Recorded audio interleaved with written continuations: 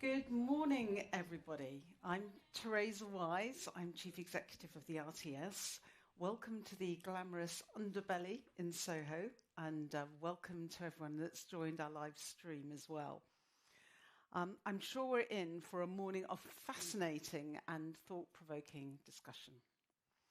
I'd like to start by really thanking Channel 4 for partnering with the RTS again as they deliver their next chapter in landmark research into UK's young people. The RTS celebrates TV in all its forms, and TV in all its forms is a reflection of society. So it's a real privilege to work with a broadcaster and streamer who, recognising its public service remit to challenge with purpose, is unafraid to step back and ask the really big questions. What does society look like to our young people? And what kind of society do we want to build for them? And what kind of society do they want for themselves? Back in 2023, Channel 4 were the principal sponsor of the RTS Cambridge Convention, and Alex Mahon, the chair, very compellingly set out in her curtain raiser to present some really provocative new data at the convention. And the central theme of the convention was too much to watch, which are words we've probably all said to ourselves at some point recently. But through research, Channel 4 found that when faced with too much to watch, young people in the UK were feeling a genuine need for the UK PSBs to work creatively to reach them.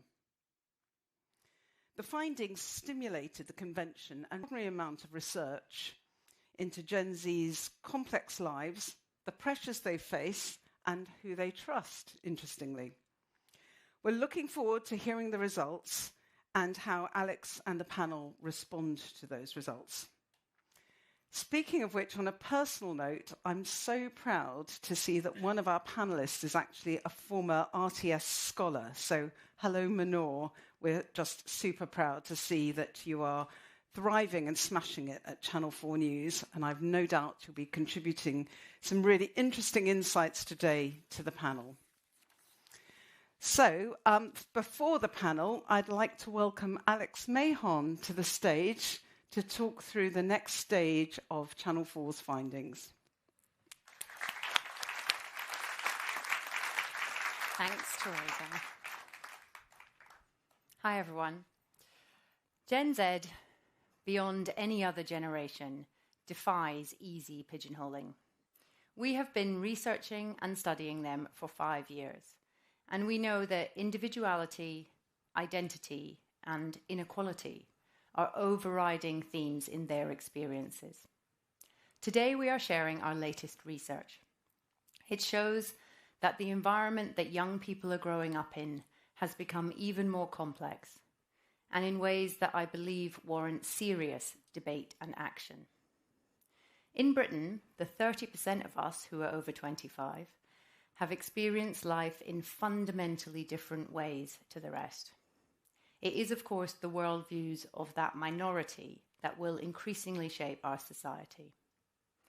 This cohort were young children when the first iPhone was released. They have always had fast broadband, ubiquitous Wi-Fi, and notification-activated dopamine hits. They're used to day-long connection and getting their news through social media.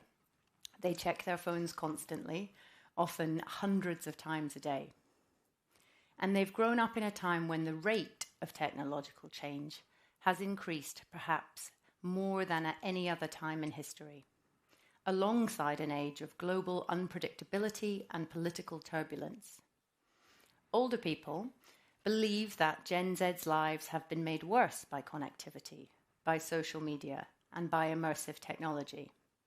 But ironically, what we found when we did our first piece of work on Gen Z was that they shared the worries of their elders about money, about housing, about careers.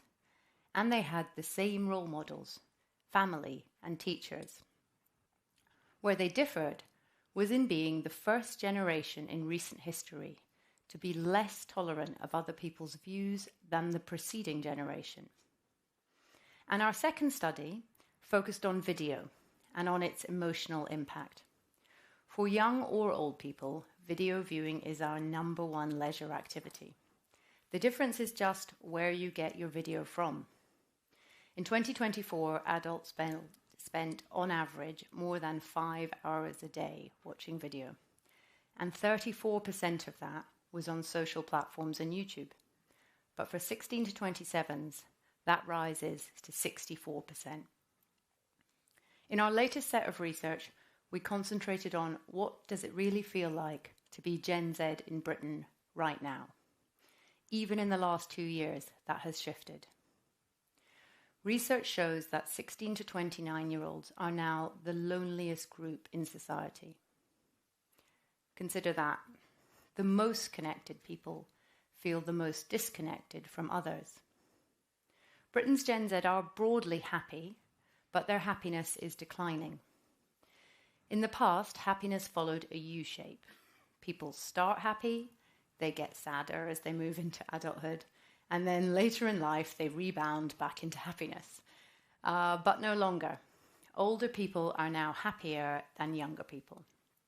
For the young, increasing loneliness, socioeconomic pressures are acting together to diminish their happiness. Inflation, housing, job security, education, they all feel beyond their control. Diminished autonomy amplifies their feelings of unfairness. And their worries are valid. Whilst almost everyone felt the long drag of the global financial crisis and the austerity that followed it, Gen Z's experience was worse, for one simple reason: COVID. Gen Z endured the pandemic right on the cusp of the traditional transition into adulthood. For them, it created a 3-year black hole in coming-of-age experiences. For older generations, we could just pick up our lives where we left off. But for Gen Z, it formed a much bigger reset. By effectively delaying their advance into adulthood, the collateral damage of the pandemic also extended for them the phase of life where our opinions are plastic and moldable. That means that views and identities are remaining flexible for longer. Generation Z may be the first to continue questioning norms and challenging authority far beyond their teenage years and the time when your brain stops developing around 25. For Gen Z, social video has been their primary cultural compass, but it has been individualized. Through personalized feeds, they see not only different information from earlier cohorts, and certainly different information from their parents, but they also never, crucially, quite see the same thing as their peers. It's vital to stress perhaps one rather obvious fact. They will not revert from this behavior. Young people will not adopt the ways of older generations as they age.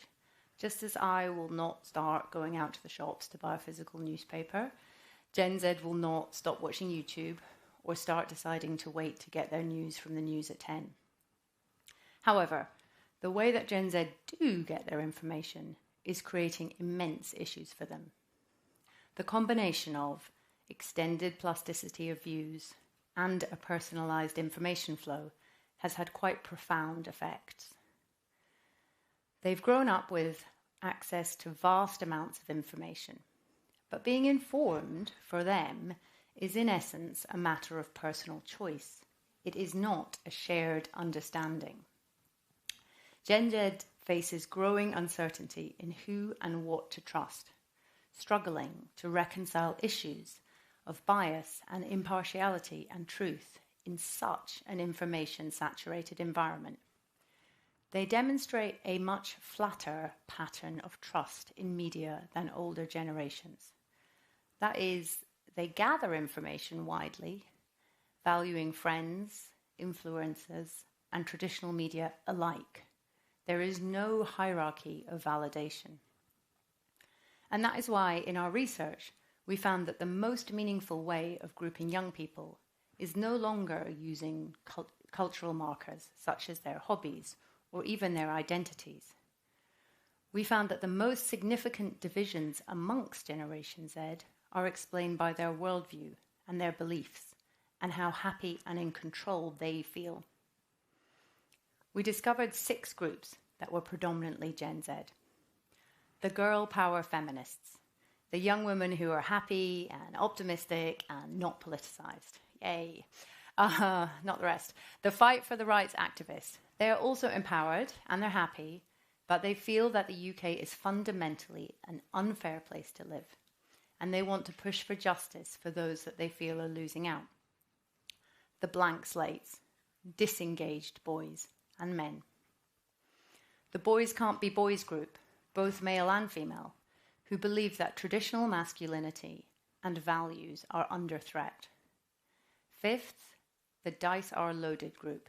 Again, male and female, who are unhappy, who don't feel in control, and they believe that economic and political systems are stacked against them. And finally, the zero-sum thinkers, young men and women who truly believe that for one group in society to succeed, another has to lose out. Their worldviews are defined by ideas of what's fair and what's unfair, by winners and by losers. And if our research uncovered one common theme, and it is not one that many older people will be comfortable with, it is that many young people from all of these groups are grappling with the idea of truth itself. It is harder than ever to separate fact from fiction. In short, the way in which Gen Z learn to judge fact, fiction, and fairness as they grow older may in fact become the defining issue of our age. So, what are the dangers arising from all of this? You could say there's no crisis at all. Young people have never been particularly high consumers of serious news. Society has always worried about new developments in the distribution of information. But overall, we've been liberated rather than limited by the introduction of writing, of the printing press, and of all technologies ever since. But I would argue that we're now at a point where we need to think much more urgently about the risks. Because Gen Z curate their understanding of the truth in ways that exacerbate a gender division and undermine the value of democracy. There is clear evidence of democratic disengagement and an increasing shift towards authoritarianism already. Amongst those aged 13 to 27 in the UK, we found, shockingly, that 52% say they think the UK would be better with a strong leader, unfettered by parliament and elections. And this compares to 40% of those aged 45 to 65. Maybe that should not surprise us.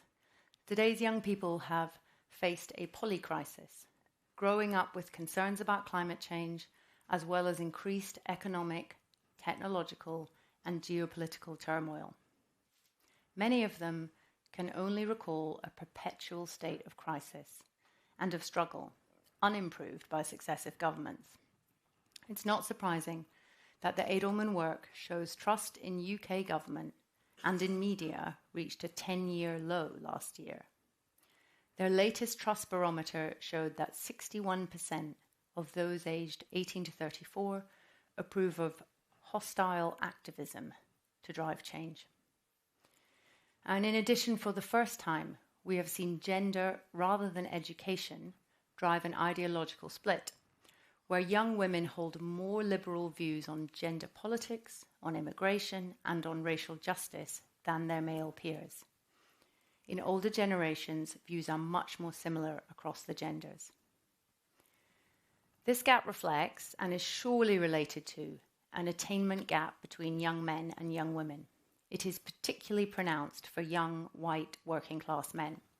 Figures like Andrew Tate and Jordan Peterson use this, perhaps explaining why 45% of young men said that they feel that promoting women's equality has now led to discrimination against men. A world where trust declines and truth is not universally accepted, the gender divide is widening, and young people increasingly feel that they are missing out, is a dangerous world. we could lose the connections that bind us into community, and increasingly disconnect from democracy. The breakdown in cohesion around a set of shared facts leads to a weaker civic society. And if we can not even agree on the facts, how can we have a civilized argument or even a discussion? Alongside all of this, young people's relationship with what they considered the news is changing. Their news is social, it's ubiquitous, it's ambient, and it's contested. It comes to them in snippets and by happenstance. They don't want to be hit by weighty news all the time. They want and expect choice and variety. They distinguish between news and the news, which for them is politics and current affairs. During the most recent UK and US elections, we saw that change in news consumption play out. There was a huge amount of TikTok viewing, so fragments, not detail. For many, the more dyspeptic or noisy the politician, the easier they were to engage with. We are moving to engaging more with how people say things than what they say. It's important to remember that there are 4 ways that the change in consumption by platform impacts how it is consumed. Short form means you get less detail. Speed means you get less context. The algorithms move the salacious faster to the top of your feed. And perhaps most importantly, solo viewing reduces socialization of points of view, thus reducing the likelihood that radical or socially destructive perspectives will be questioned by others. And this environment is not giving Gen Z the tools or the knowledge to interpret and navigate the world. Decision-making and comprehension often require detail and context that takes more than 30 seconds to explain. So unsurprisingly, Gen Z feel less and less able to trust what they read or what they see. Of course, we all tend to gravitate towards what's novel and interesting and entertaining. Young people were probably doing this when Gutenberg was still wiping the ink off of his fingers. But people are also hungry for information, for explanation, and for clarity about the world. And if anything, younger people have a greater desire for that than older people. But they have grown up in a news cycle where everything is being updated all the time, where there is constant new information. And they are bored faster, so focus is affected and they move on rapidly. A new study from Nature shows that divided attention elevates the desire to engage, whilst also reducing the sense of meaning in each engagement. The impact of that is that chronic boredom is increasing by more than 1% per annum, even as people engage with their phones for more than 1 out of every 5 minutes in the day. So we see confusing and conflicting signals about information consumption. Students don't want to read whole books at university when they can get AI-extracted clips, but a 3-hour podcast episode is something we will gladly commit to. The Trump-Rogan interview did 54 million views on YouTube, and it is 179 minutes long. We see a rise in the consumption of detailed conspiracy theories. A third of the UK public say they believe conspiracy theories about COVID-19, mainstream media, and government efforts to control people, which they're not doing well at. A belief that the government doesn't work anymore, that the social cohesion we might have previously valued could be damaging individuals' prospects, a lack of tools to distinguish truth, and a shift towards authoritarianism are things that should really worry us, all of us. Algorithms designed to elicit anger, surprise, or outrage have a devaluing effect on the currency of reliable information. The business model of the technology giants is at odds with the safety of our societies. They make no profit from encouraging people to feel safe or stable or fairly treated. So we can already see how an inability to constructively disagree can be compounded by the effects of viewing alone, without being in touch with others who might help us to question radicalizing content and messages. As the Home Secretary Yvette Cooper told the Commons in the wake of the Axel Rudakabana trial last week, a young person viewing extreme violence online can become a killer in real life. The number of children investigated for involvement in terrorism has trebled in 3 years. Cooper described a wider challenge of rising youth violence and extremism, and said that tech companies should not be profiting from hosting such material. I think we need to think about our responsibilities to lead and to restore bonds between young people and reliable sources of information. And if not now, when? And if not us, the public service media, then who? Young people want information, and of course they have the attention for it, but we are not making it easy for them. And if we want to continue with democracy, if we value civic society, if we believe that the strength of that is inherently related to truth, then what should we do? First of all, it's important to remember that the UK is in a much better situation than other countries. We have spectacular advantages, giving the world-leading regulatory structure that underpins public service media. The BBC is trusted globally and reaches hundreds of millions of people around the world. Channel 4 has a brand that cuts through to young people and they still trust. Reuters Institute and EBU evidence proves that in countries with strong, regulated public service media, polarization levels are lower. Let's compare it to somewhere else. The simplest case would be the United States of America, where many people get their information from. They get their information from non-verified platforms or from those with a vested economic interest in the algorithms that are set to produce popularity rather than promote factuality. Here in the UK, I believe we can still resist sliding into an American news swamp. So what are we doing? The first thing is that we have to adapt what we ourselves as news providers do. First, we have to rapidly change how we make things, where we publish them, and how we promote them. Public service media needs to accelerate delivery of our news to the platforms where people consume. Young people want their news to be rapid, easy, entertaining, and digestible. They want it to be timely, well-made, engaging, and accessible, and it needs to be in an appealing voice. We need to move from text to video, from long to summary, from our networks to theirs, and to always be entertaining and accessible, all while working to retain impartiality. Now, we've already done a huge amount of this at Channel 4, with billions of views on social and the vast majority of the network published daily on YouTube. Over at Channel 4 News, we publish 25 pieces to social platforms daily, alongside 1 hour of live TV news. In 2024, we had 1.8 billion social views, 57% of them on TikTok. So to make that content work, we construct it entirely differently. We have to create thumb-stopping content, not behave like people have tuned in to a 7 p.m. broadcast.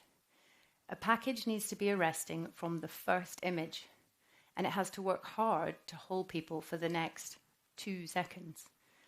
Then if we can retain them for that, it's the full item, adding analysis and perspective, but never reducing the drama. And that works, if done right. Indeed, we have an advantage over creators, because we have video and reporters on the ground. And we find that young viewers are engaging with serious and heavy content: Ukraine, Gaza, politics, climate change. So we've done the hard bit of working out how we can adapt to the new platforms in a way that engages young people. And our reach of 35 million every week on social is about 8 times greater than we get on television. But we need to think much bigger than adaptation if we wish to reach the crucial goals of maintaining the benefits of civic society, the rule of law and democracy, and the belief in objective truth. And that is going to require more help. That's because the global platforms are dominant, and there are two things we must never forget about them.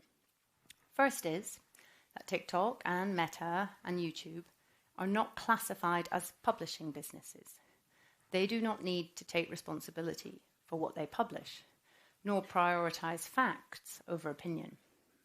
The passage in 1996 of Section 230 in the US has meant that, by statute, they are not regulated to be concerned about such issues.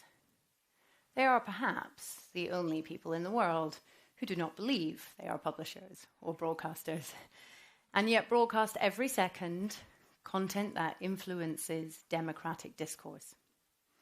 And with the touch of a keyboard, they can make their algorithms brush aside or skip over our news output in favour of news that's been made up in someone's living room. And our billions of views can turn overnight into mere millions. And just this month, we are facing a new era where unregulated platforms that dominate distribution have publicly announced a wanton abandonment of the pursuit of truth. The second thing to remember is that defenders of the truth are always on the back foot, because lying is more exciting and fiction travels much faster than fact. So we live here in the UK with what I see as a rather ludicrous juxtaposition. On the one hand, we have a brilliant array of public service media adapting content to make it work differently in different places. And on the other hand, we remain filled with concern about young people's relationship with facts and fearfulness about the impact of that. In the UK, media exists under a patchwork quilt of regulation, which is looking increasingly frayed and anachronistic. And it gives both regulators and broadcasters problems they used not to have. We bind broadcasters with things like the delivery of lunchtime news bulletins, requirements from a different century, in return for increasingly low-value spectrum. Yet we give no policy incentive for the modern delivery of news or of current affairs. We are concerned about the platforms and about AI, but we have not regulated for must-carry or must-use on those systems. But in this juxtaposition, I think we also find the bones of making this fixable. Platforms need to be able to operate in every market in order to make money, and they will avoid unnecessary conflict. We only need to choose how to regulate and encourage them towards quality. This becomes increasingly important in a world where tech titans are so hell-bent on the potential profitability of what they deem to be free speech that they are perfectly happy to eradicate truth and facts along the way. These are massive issues, which we ignore at our peril, and we simply cannot be complacent about what is at stake. As we have shown at Channel 4, we've successfully worked out how we improve our output to make it work on these platforms in an authentic way, to offer audiences value without letting go of values. But we must start thinking about objective truth and about validated news as a public good. We need to ensure they are present on new platforms rather than see them as market failure that we regulate for on old platforms. Freedom of expression and responsible speech can coexist. There are three major solutions that we should be discussing because they will determine how content like ours, regulated, accountable, validated, duly impartial, can remain a public good. Firstly, can we introduce a trust mark, an indicator of factual, trusted accuracy for content that emerges from professionally produced and regulated media? A simple concept that could allow tech companies, their algorithms, their advertisers, and most importantly, their audiences, to distinguish instantly between what is checked and true and what is not. It could be derived from standard-based certification, not a mark of quality, but a mark of safety. Not a recommendation, but a basic stamp of authenticity. Through it, people can know that this news is professionally produced. Those who produced it have editorial codes, street addresses, and are accountable for what they make. It is not a question of force-feeding an approved diet of information. It's a matter of allowing consumers to know that it is safe. This is not much to ask. Some people might say that it's not much to do, but it's certainly much more than we have right now. Second, we need to regulate for public service media to be prominent on the new platforms, what you might call algorithmic prominence. We have prominence on the EPG. We have it on some, but not enough, smart TVs.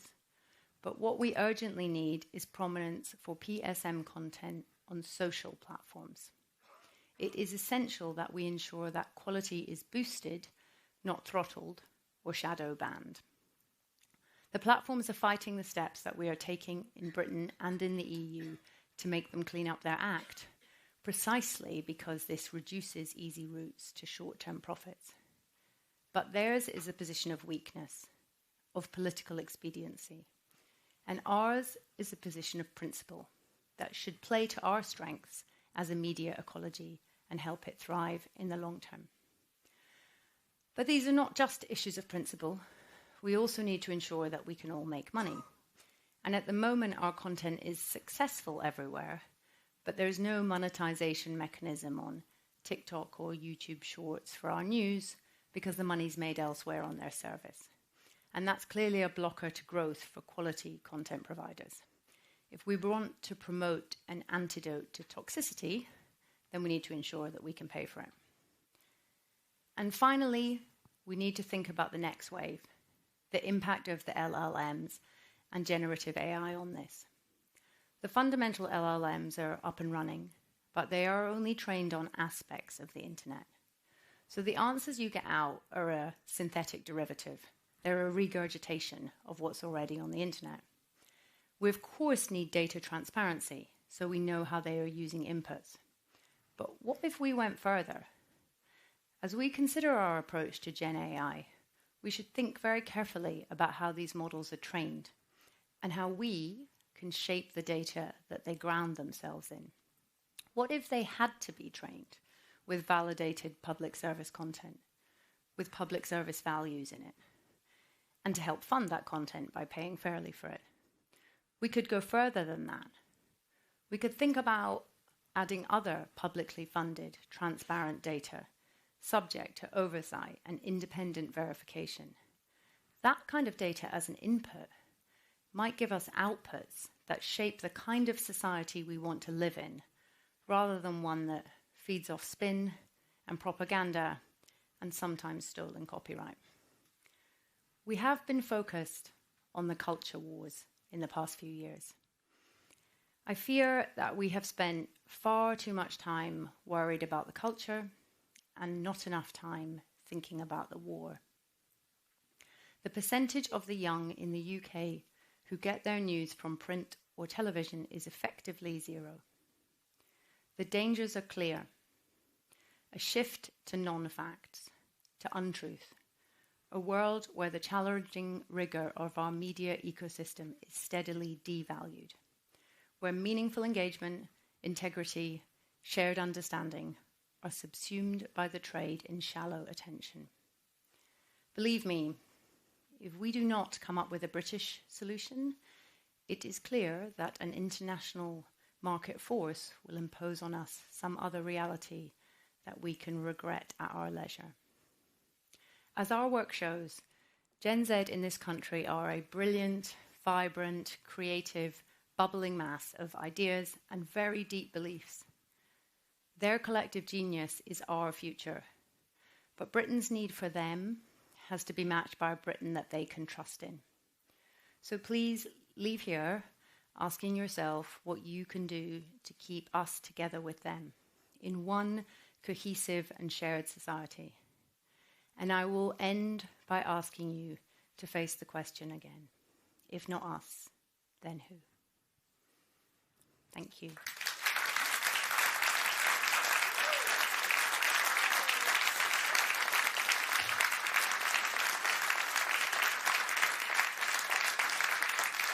So, in a moment, the brilliant and professional presenter, Ros Atkins, from BBC News, will come on stage to host a discussion about this. But before he does, here's a quick video exploring some of the themes of our research. Thank you. What does it really mean to be a young person in the UK today?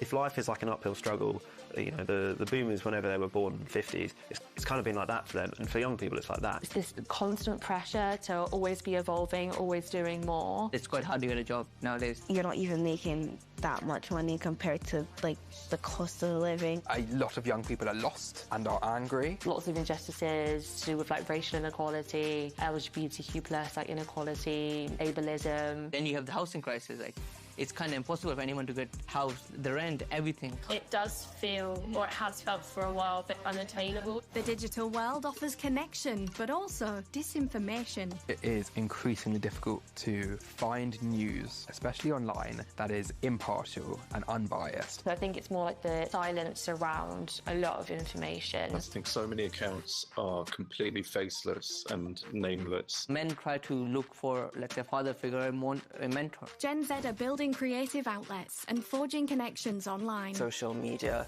has allowed us to tell the story of who we are. I've got a run club tonight, which I probably wouldn't have joined if it wasn't for, like, watching this fella on TikTok. YouTube especially has just been that sort of window to the world for me for so many years. It's connected me with people that I might otherwise never have connected with. I love to kind of delve into topics that I know nothing about or have a limited knowledge of, perspectives that I don't understand, people that I wouldn't speak to in my daily life. We're a bit of a dreamer. I still think there's a bit of hope for society as long as we've all got our place and our say and our democratic rights, I suppose.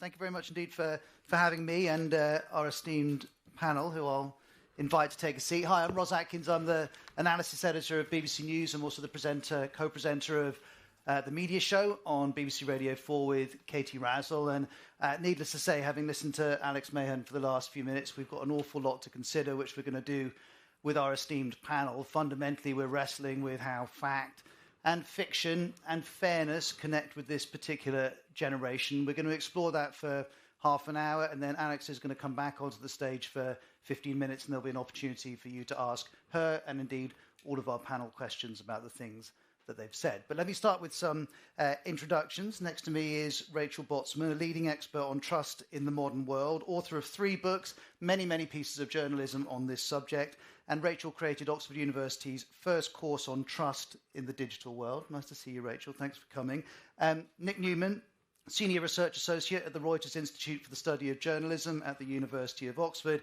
And as I think every journalist in the UK, if not around the world, knows, he is the author of an annual report on digital consumption of news, which is absolutely essential reading for all of us. Next to Nick is Ollie Dugmore, editor of joe.co.uk, which has we've just been discussing means he's in charge of everything that Joe makes across sport, culture, entertainment news. So he's a busy man, but many of you will know him from the Politics Joe coverage, which he's fronted so successfully for the last few years. And then last but certainly not least, Manor Akhlaq, multimedia producer for Channel 4 News. And as we've been hearing from Teresa from the RTS a little bit earlier, she's an RTS scholar, recipient of the One to Watch Award at the RTS Yorkshire Awards in 2024. And her job, along with her colleagues' jobs, is to try and explain complex, difficult subjects to an audience which perhaps doesn't have too much time to devote to those things. And we're going to hear how she goes about doing that. So thank you very much to all 4 of you for being here. Thanks, of course, to all of you for coming to listen as well. I'd like to go through this in 4 stages. First of all, looking at the kind of content that might work for Gen Z. Then I want to look at how you build trust around that content. Then, assuming we've got trusted content that works for this generation, how do you distribute it? And then finally, some of the challenges of distribution, as Alex Mahon has been alluding to, may connect to regulation. And Some people think it does, some people think it doesn't, and there's an argument about what form that might take too. So we'll go through that as well. But let's start with the content, the way that the media directly connects with this generation. Ollie, when you look at the content you've made, what's working and what isn't working for this particular age group? Social video, primarily. As you've seen from the graphs that came up on the screen there, it's an absolutely massive component of the media diet of Gen Z. But long form as well. And I think that's a really important distinction to make as part of this conversation, right? Is we can talk about TikTok and 60-second long videos. How long does the average British user spend on TikTok every day? It's an hour. So the way I think about that as a publisher within an attention economy is not how many 60-second videos can I make, it's how much of that hour of attention can I take for myself. And I think, crucially, not actually just in media, but in politics as well, and I think the Republican Party and Donald Trump in particular understands this very acutely, that the sort of currency within our industry and within the political space, increasingly, is that attention. How much of it can you take for yourself? How much of it can you take for your journalism? How much of it can you take for your publication? And so that's sort of really what we're trying to do. And obviously with long-form content, that's the way to do it. 3-hour-long podcasts. Trump did it. Vance did it. Musk did it. Clearly they prioritised it in the last week of the election. But equally, you know, when we're talking about TV or film, how do most of us consume a Netflix series? We typically watch 3 or 4 episodes in a row. We binge watch it, right? There is attention out there. And so if there is attention up for grabs, why is it that people aren't engaging with our journalism? And for me, the answer quite often is because it's not good enough. It's not interesting enough. And that's the challenge that we face as an industry. And perhaps not relevant enough? Manor, you must have views on this in terms of story choice. It's not just about the form your journalism takes. Presumably it's also about the stories you choose to cover. Yeah, definitely. Like, you might think Gen Z are only interested in clickbait stories or light-hearted story, but the appetite is there for the more serious news, foreign news. So, for example, this week, Channel 4... So, TikTok is our youngest platform, and this week, content on the Congo has been our most viewed content. So, people are interested, and they do want to hear the stories that aren't really spoken about. So, I think it's... In order to do that, you need to consume the content and consume the platform and think about what are people interested in, what are people talking about, and then go off the back of that and produce content that people actually want to hear. I think it's important as well to think about your audience in that context, because plenty of people here work at legacy traditional brands, right? And they will talk about housing. They will talk about the housing crisis, and they will talk about property prices. For people like myself and Manor, the catastrophic rise in property prices is not a good news story. For the people that buy newspapers, it is.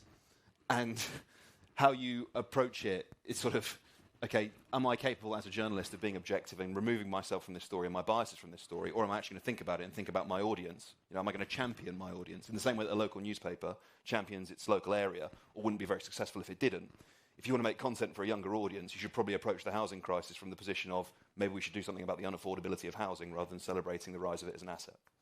Nick, let's bring you in. You've studied in great detail how this generation consumes media, and you've done that for a number of years. How do you see the trends tracking, and how does it compare with the research that Channel 4 has done? Yeah, fascinating piece of research, and definitely chimes with a lot of what we talked about. I think what's really interesting is that it shows, the different kinds of consumption. It's not sort of a monolith of young people, that there are these different 6 profiles, but actually we find this sort of kaleidoscope of different kinds of consumption. So it's not that all young people, consume TikTok. Some consume long form, some consume short form. It's this variety of consumption. So it's formats, it's channels. It's also, I think, what's really important is tone. So the way in which you have to adapt your content to make it really work in some of these networks. So different consumption habits amongst different parts of this generation. And Manor, you were telling me before we came out that how the different platforms behave are quite different, and that it's a mistake to just see social media as an amorphous blob or block. Yes, social media isn't just one category. You have different audiences in different platforms. So, like I said before, TikTok is our youngest. Facebook is our oldest audience, and YouTube and Instagram are more in the middle. And then it's divisive on like gender as well. So we have more of a male audience on YouTube. So we shouldn't categorise it all as one. So there are some thoughts on the types of content that might work for this generation, assuming that media is managing to create content that's on subjects and in the form that people might want to consume. Next, we come, Rachel, to whether people trust it and the reasons why they trust one piece of information over another, one type of content over another. What have you learned about Gen Z with reference to trust? Yeah, and it really echoes what came out in the research, is that it's really dangerous to think of trust like this, like in decline. That's not the way trust works. We naturally want to trust people. So this no longer happens, which is what Alex was talking about. Trust is no longer hierarchical. It's no longer institutional. So people won't look up to an expert. They won't look up to a journalist, even certain types of leaders. Alex described it as flat. I describe it as distributed trust. And once you sort of accept that trust no longer flows in a hierarchy or a pyramid, it flows like this, you start to understand the changing nature of trust. Now, the biggest impact that it has is that the way we make a trust decision, do I trust this piece of information, is based on feeling over fact. So Alex put it that it's a shift between how people say things, that's the main trust signal, versus over what they're saying or who they're saying. So that whole hierarchy of information has changed. Now, we may not like that, but in terms of digesting factual information, you have to go, right, it's how they're saying it, and they're responding to feeling first. Which is why perhaps you were nodding when Nick was talking about tone. 100%. And I think it's what we still get wrong. We still think good news is what people are going to assume and what they're going to trust. But even this shift in hierarchy, that it's not even who anymore, it's how over who and what, there's a shift there that's happening really fast. Ollie, what have you learned about tone? Oh, it's probably the most central thing in our content career. Yeah, absolutely. What's our point of difference? You know, to speak specifically about Joe, our point of difference is probably our sense of humour, irreverence, being a little bit gonzo with things. Yeah, absolutely. It's how we form a connection with our audience, and it's also how we differentiate ourselves from other content creators. Yeah, no doubt, it's incredibly important. Almost as important as sort of the first 3 seconds of a video. Yeah. In which case, where does that leave brands, whether it's BBC News and my colleagues at the BBC or Channel 4 or whichever example we might be talking about? Manor, when you're seeing your audience interacting with Channel 4 content, are they trusting it because it's Channel 4? Are they trusting it because it's Cathy Newman fronting it or whichever Channel 4 journalist it might be? Are they trusting it for other reasons? How do you understand where you derive trust? I think it's hard because with social media, it's not just a UK-based audience. We're reaching out to the whole world. I think as well, Manor, that there is this increasing trend towards trust of individuals versus institutions. You know, when we think about fashion, for example, does someone follow a fashion house or do they follow a vlogger that they like, the content creation that they do? I think it would be unwise of us to think that trend won't also reach into journalism and that people won't go, do you know what? I don't like X or Y about The Guardian, so instead I'm going to go to Owen Jones. I don't like X or Y about the BBC, so I'm going to go to Roz instead. That trend, and increasingly we're seeing it on Substack as well, that audiences are actually prioritising individual journalists over institutions. I think it partly... People aren't necessarily actively thinking, oh, let me check what BBC or Channel 4 have posted on TikTok this morning. These reels and TikToks are slipping into people's news feeds, so it's about capturing their attention and making content that they want to hear. I was going to say, I mean, it partly depends on the content.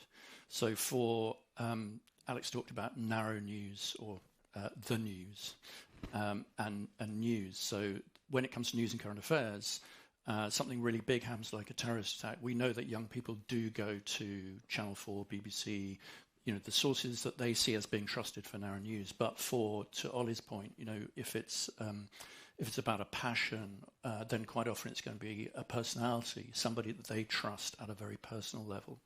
So I think that's important for traditional media organisations to understand, you know, what are they trusted for? What is their sort of core value rather than necessarily trying to be something for everybody? But let's unpack that. Sorry, Rachel, go ahead. No, I was just going to say, I think it's actually a mistake when we see like institutional trust and individual trust as separate things. It works best when they're combined. So when you have an individual that people can trust with that mark of the institution, I mean, that came through in the research. We were talking about this. I was really surprised that when you look at trust in traditional media institutions, it's higher in younger generations than older generations. Now, you could say they're less skeptical, but that mark still really has value.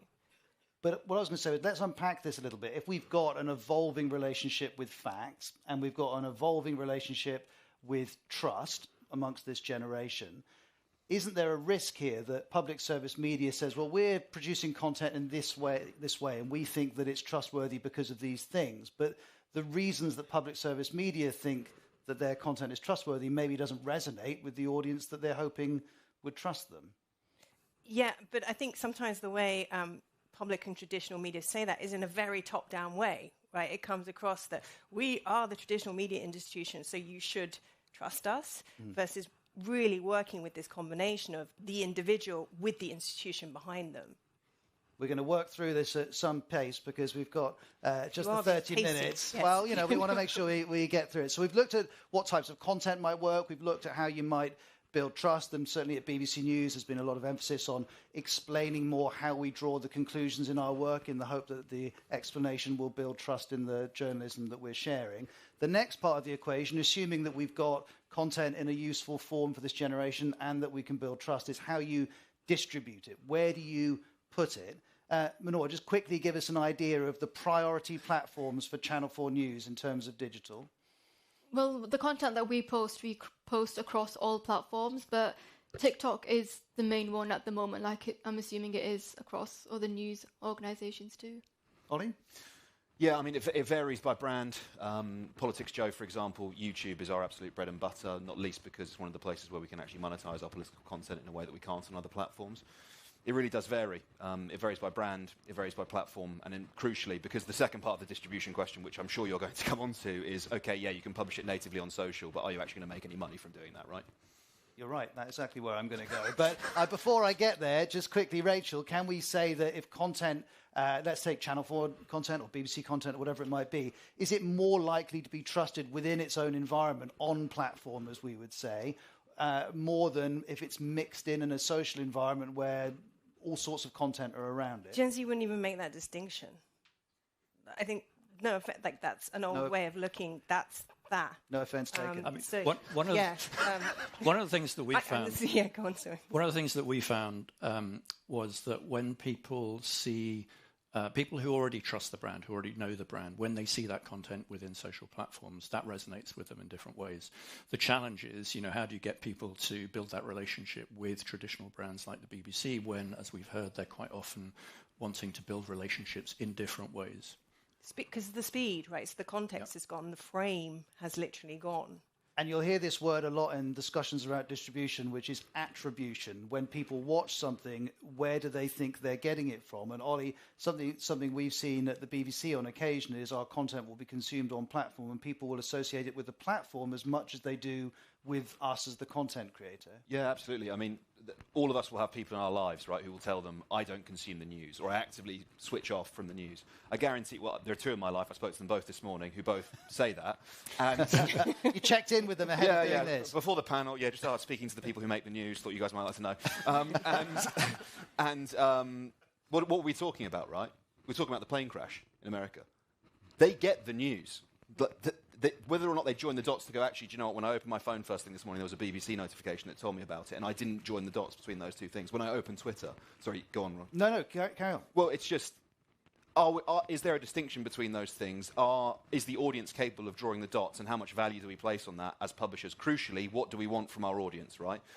When Joe is a challenger brand and we're launching, I wanted this really wide, shallow audience. I just wanted people to know about the content we're creating. Hello, look at us. So... viral 30-second head swap videos. I make Jacob Rees-Mogg voice the intro to Goodfellas, whatever it is, and people go, hilarious, great, share it. Now, now you want to pay the bills. Yes, quite.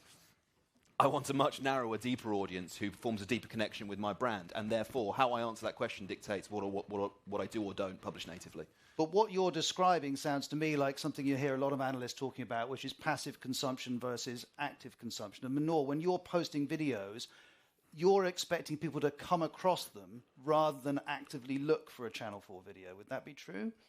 I think so, 'cause we do have a decent amount of following, but we don't have a huge following, and that's the advantage of using apps like TikTok. People probably, when they think of the news, they might have negative associations, connotations, or they might think it's quite boring. So that's why you have to find a way of addressing Gen Z in a way that appeals to them. So that's through the language, through the picture you're using. It's all about the first 5 seconds and stopping them from scrolling on to the next video. And crucially, aggressively seeking them out, right, on their feed. Because this is the point, if I could leave you guys with anything, right, is the difference between sort of linear, traditional broadcast formats, where it's like, you know, how do we get people to watch the news? We'll broadcast it in the evening when everyone puts the TV on. And conveniently, there are also only 4-3, or there isn't another TV channel where they can watch anything else. Happy days, they're going to watch the news. We don't have that luxury when we publish on social. We're competing with every single other piece of content that gets produced, and therefore what you make has to be good enough to get people's attention. So we've talked about the content we make, whether it can be trustworthy, how you distribute it, and understanding that distribution is going to involve reaching passive consumers as well as active consumers, and almost certainly going to involve being off your own platform as well as on it. Let's explore that further, because Alex Mahan in her speech was talking about the need for intervention. And we've heard about this debate within the TV industry, the issue around prominence. When you turn on your TV, public service media has prominence. BBC One, BBC Two, ITV, Channel 4 have positions which give their output a better chance. The argument, as you were hearing, is that some sort of intervention is necessary in order to give public service media content in the digital sphere prominence. Let's start with whether you think that's a good idea or not. The idea of a trust mark. The idea of an intervention of some type, whether a trust mark, whether regulation to give further prominence. See, as someone who has spent their life studying trust, I love the idea of a trust mark. I just don't think it's going to work. Why not? For 2 reasons. I don't even know how you implement a trust mark. And secondly, that watermark or signal on the content might actually turn younger generations off.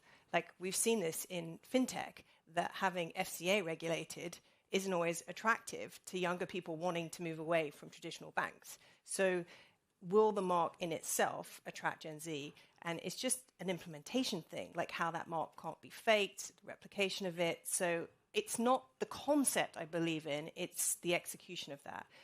Regulation, one thing that I would absolutely ban in the UK is tech titans making donations to political parties. I think that's relatively easy regulation, and that they cannot buy media companies. Opening up several other, we could do separate panels on those last 2 points. And I should say, Alex Mahan's going to be coming back onto the stage in 10 minutes, and we'll give her a chance to unpack further how that trust mark might work. But Ollie, if it was available, would you want it?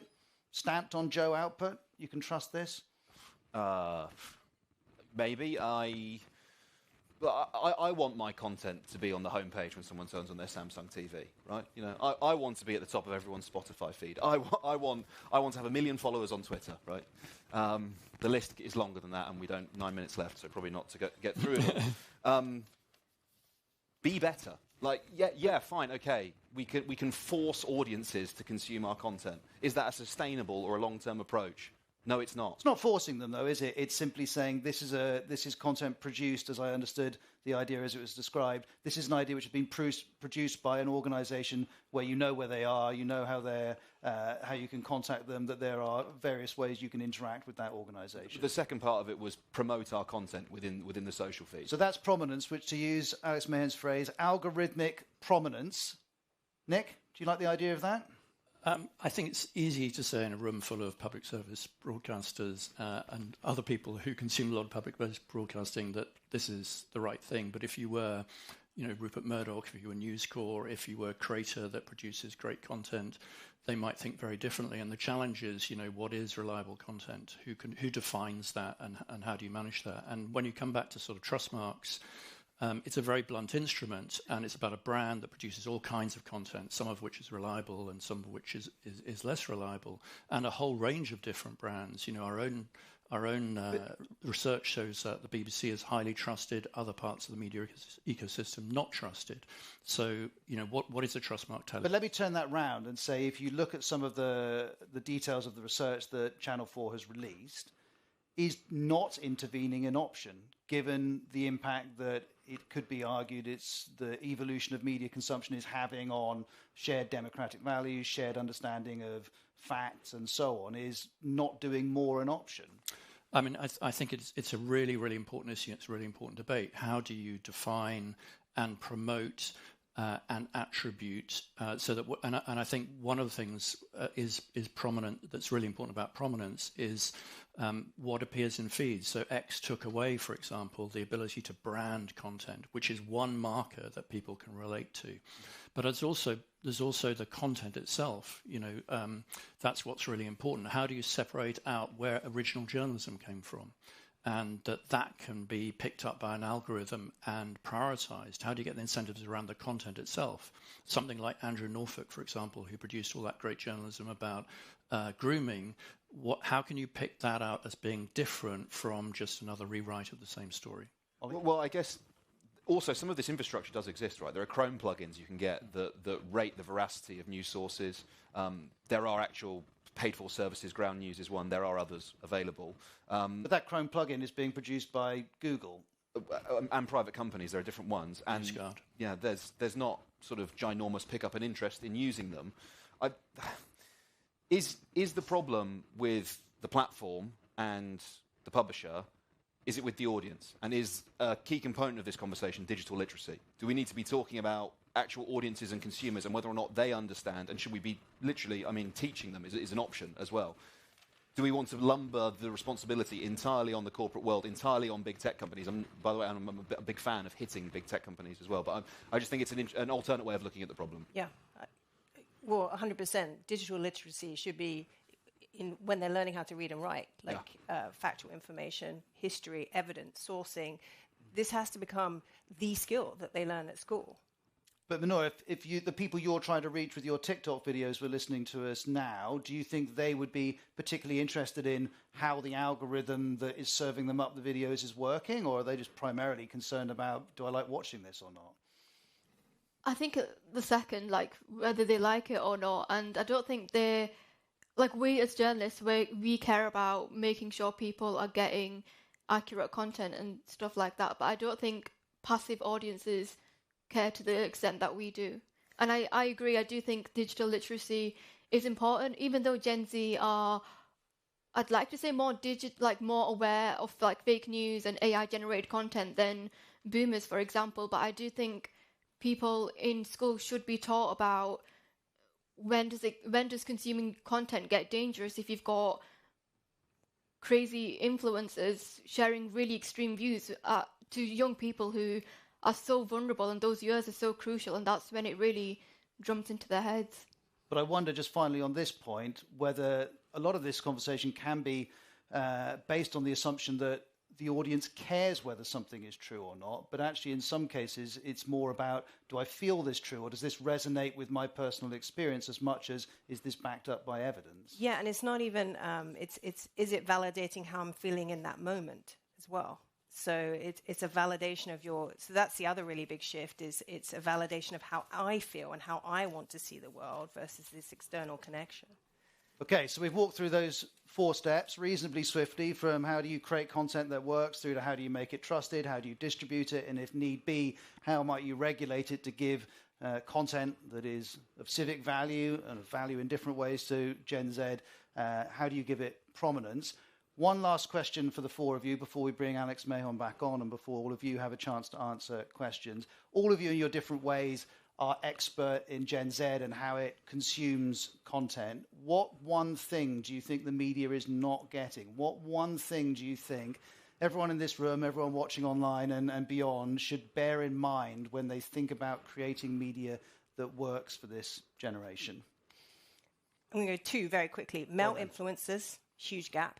And the second is the distinction between loneliness and viewing content alone, the impact of viewing content alone and what that does to whom and how we trust. Thank you. I'm going to say 2 as well. So, I mean, I think breaking the rules here. I've got a clock here, which is definitely some strong messages. But go on, Nick. I think one thing that we need to think about more is creating formats of that are sort of native and really work for young people that sort of help. Whatever it is, explaining the news or taking stuff out in different ways. And I think that way of thinking could really help. So yeah, I would leave people with thinking about formats that really work for this generation. We're trying to do both of those things. I was going to say, the next person, the next 2 people we're going to hear from are people who know all about that. Yeah, male influencers and creating repeatable formats. For content creators and other journalists, it'd be better, right? We used to be really good at competing for attention when the newspapers were all on the stand and, okay, you're all going to put the same story on the front page. How do you sell it in the best way? Now, I wouldn't necessarily put gotcha on the front page of a newspaper after possibly committing a war crime, but we were still quite good at getting people's attention back then. I think we've become a little bit lazy. I think as journalists, the industry is being disrupted. Get better at fighting for attention. There are people out there who know how to do it. I'm talking too much. Sorry, Ros. No, you're not at all. I was just, as you were saying that, I was thinking when we make our explainer videos in the BBC Newsroom, my starting point is that no one's going to watch it. That's my starting point. Yeah. And then from the moment that video starts, I'm working as hard as I can to keep you. I don't assume that because I'm from the BBC or because we've made some explainer videos before you're going to watch. And genuinely, how many journalists approach their work with that attitude? Manor, let's leave the last word to you. I think what do you think everyone here needs to bear in mind?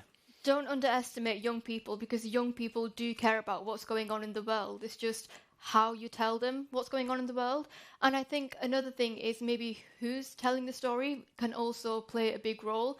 If people are listening to someone who looks like them or sounds like them, that could help them, that might make them trust that voice more. So I think that's also something to keep in mind. Well, thank you very much indeed. We worked through a lot in 30 minutes. We're going to work through some more in the next 15, but please join me in thanking our panel. Well done. Thank you.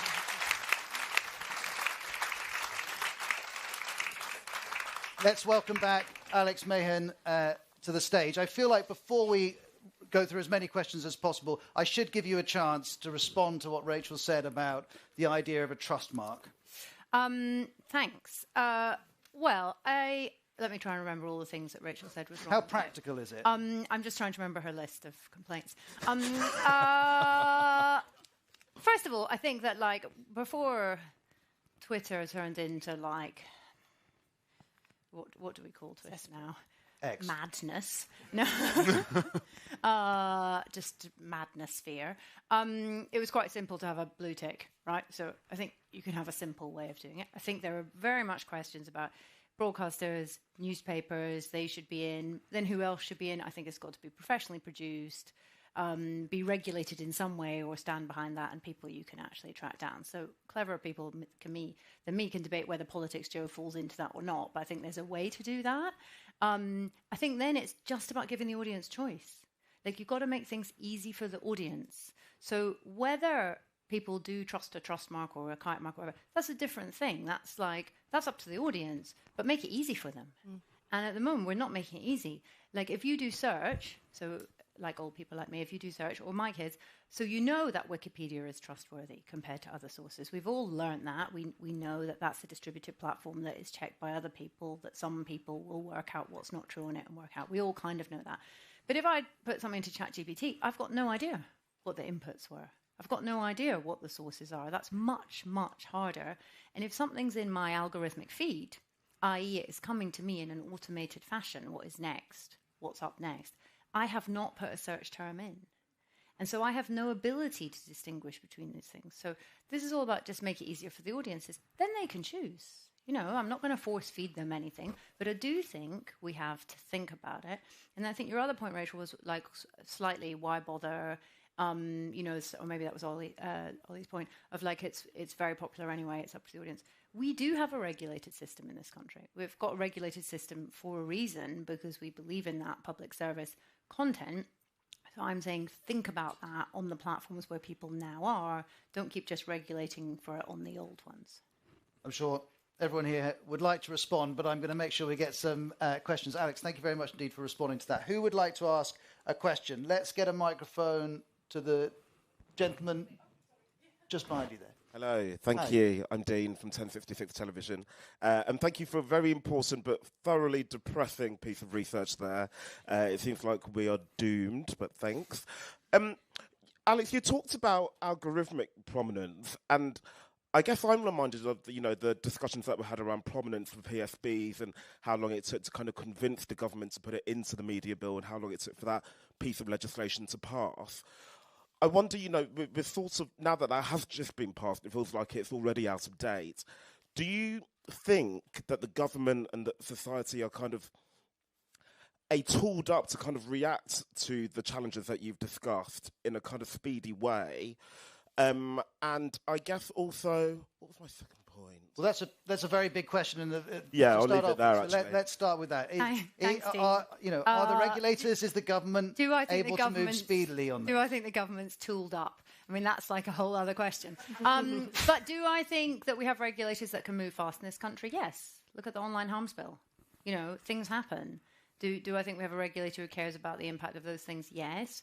But we have got a public service media review coming up right now. So this is an important time to be talking about it. Thanks very much indeed for the question. Let's go here.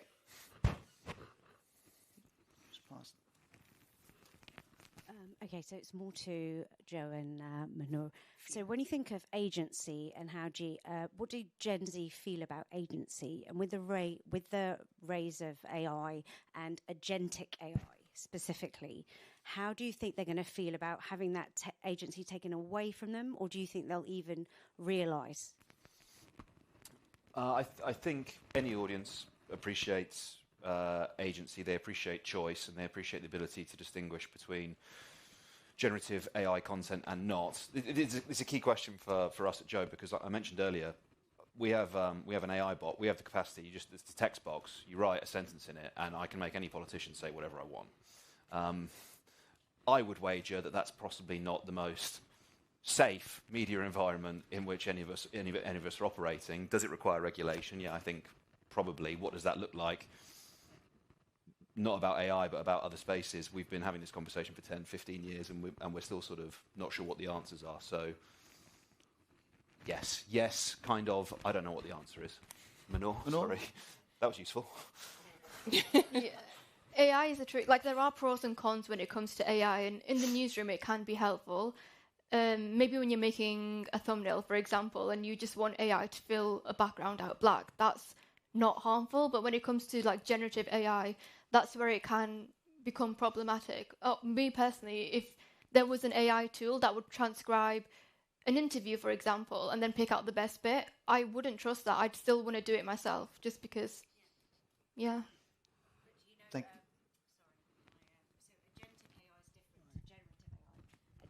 Generative, sorry. So generative AI is different. It's like it's working with information that's already there and then spitting out something different. Agentic is actually going to take away any form of agency. So it's like generative on speed, where you basically have an input, and say it's a heating system. It will actually know when your heating's not efficient, change everything itself without your consent.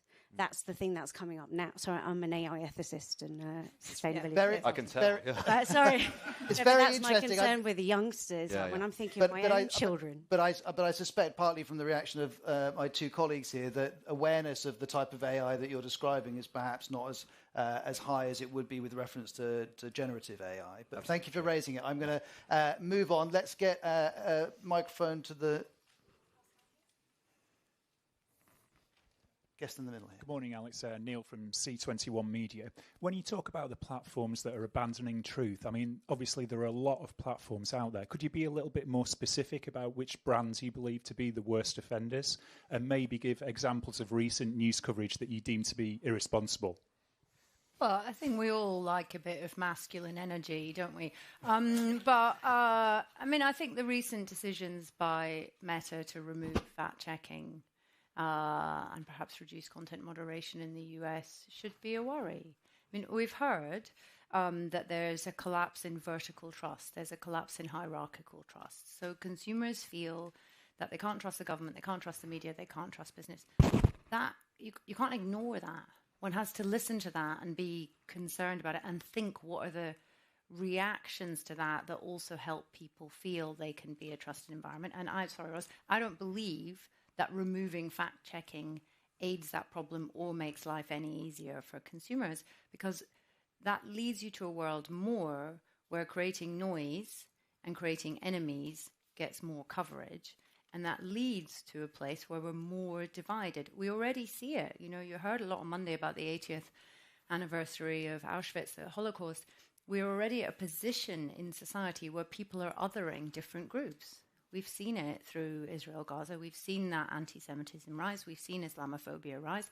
We've seen people push away groups and think of them as different. We're seeing it with immigration in this country. Regardless of your beliefs, we're seeing a position where you put other groups separate to you, and I don't believe that the removal of truth will aid cohesion in that case.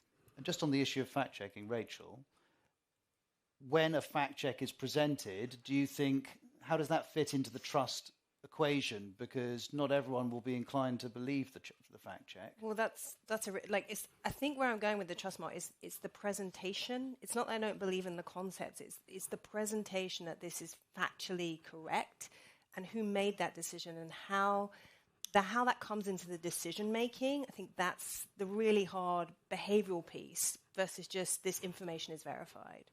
Let's go back out into those. I'm aware I haven't picked anyone towards the back, so let's send the microphone right to the back of the room. Hello, thanks for coming. Hi, this is Claire Enders. I was just going to ask Nick to reflect on the ubiquity of these trends throughout Europe, and really, despite the different strengths of the public service broadcasting system, you know, we're seeing shorter and shorter government, life in places like France as well as here, and also the 1/3 that believe in deep state and conspiracies is actually a kind of a European-wide trend.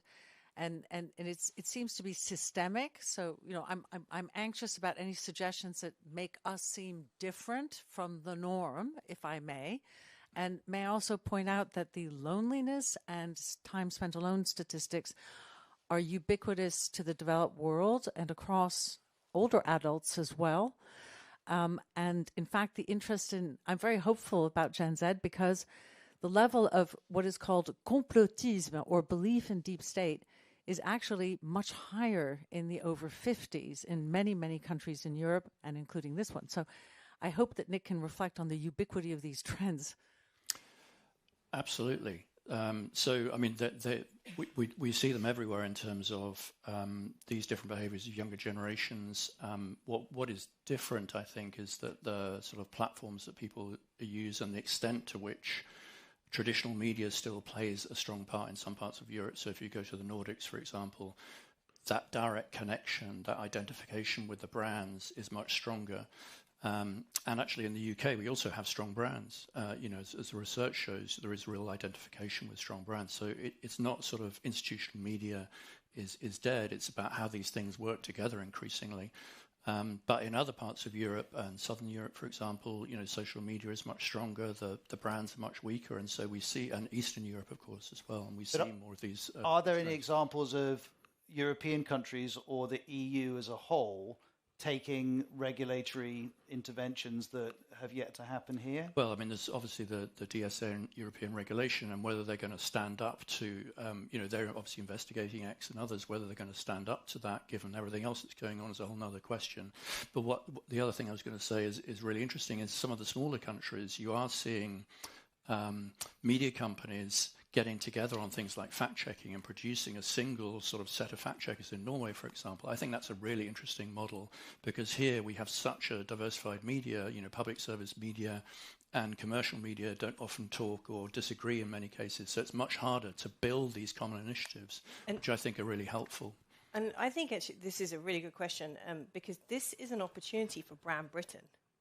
I think it's one of the things could actually define us over the next decade, that we do have trustworthy news, that we really believe in factual information, that we take it up to the national level brand, that this could be something great and unique for our country. Because you look around the world and you think, well, who else is going to do that? We are actually quite uniquely positioned. It seems depressing, but there is potential in there for this factual information, independent news to become, once again, part of Brand Britain. I should also say that young people do consume information from public service broadcasters to a greater extent than in many other European countries. So we have that going for us as well. One last question.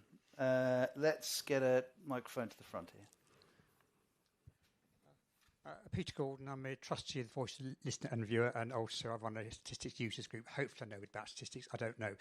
My question is, you're mentioning about, the if you like, the feminists and the working class white males, everything like that. And does the media do enough for the last group? It always strikes me, when I'm listening to BBC, it's always saying, the problem facing women is this. When it comes to, and you've got to apply what we call multivariate analysis. It's very different for well-off men than not so well-off men and different groups. But it does seem particularly, there's a group of, like white male-class men are just not dealt with by the media. And I'm also read a professional magazine. It keeps on saying, you want diversity, more women. And I end up yelling, what is the problem with men, and what are you going to do to solve the problem? Because I read somewhere... well, let's give everyone a chance to respond to that. I'm scared by the front row with a statistician and an AI ethicist. It's like... Who else is on the front row? All the experts got here early. Look, I think there is the drive in general, if I speak for the feminists, or for people who are underrepresented, is to get equality of representation at all levels in line with the population, whether that's ethnic diversity or sexuality or gender. So I fundamentally believe in that, but when it's evened up, it'll be fine, won't it? But I do think that your point is right, that we have showed a lot in the media where things have improved for women, but we have not showed where things are improving, particularly for white working class boys. We have not showed an equal set of demonstrations of how there are pathways that get better. And therefore, I think it's completely understandable, without presenting that evidence or demonstrating it, to end up believing that the world is discriminating against you.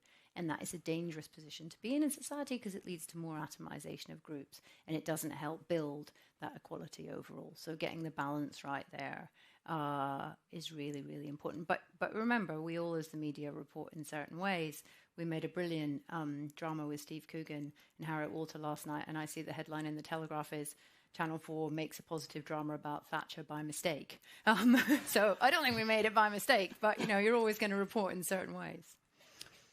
That is our time up. Thank you very much indeed for coming. Thanks for all the questions, and thank you as well for all of our guests. Thank you, thank you, thank you. And to finish, Teresa from the RTS is going to share some final thoughts. Thank you so much. So just very briefly, massive thank you to Alex and Channel 4 for presenting this really brain food research and some insights for it, and a lot of what I guess we now call thumb-stopping content. Huge thanks to our host, Ros Adkins, for bringing his trademark incisive line of questioning. Thank you so much to Ros and to the panel. I think my takeaway, among many other things, is two, really. One is from Manor saying, don't underestimate young people. I think it's a really lovely thought, and one I heartily agree with. I think the second is really, again, something proved by research, but also attention span, both for young people and everyone else, as proved by everyone here whose attention we really appreciate, and so forth. So thank you all for coming. Thank you for joining us on the stream on demand, and I hope you enjoy the rest of your day. Thanks, Teresa.